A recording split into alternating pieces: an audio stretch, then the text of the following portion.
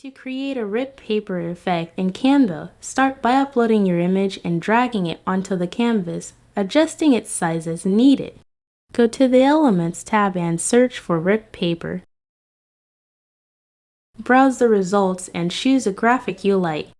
Add it to your canvas, increase the size slightly, and rotate it as needed. Position this first piece over your image where you want the ripped effect to appear. Duplicate the ripped paper element and position the duplicate next to the first piece to complete the torn look. Click on your image to select it and create a duplicate. Align the duplicate with the original and remove its background if needed.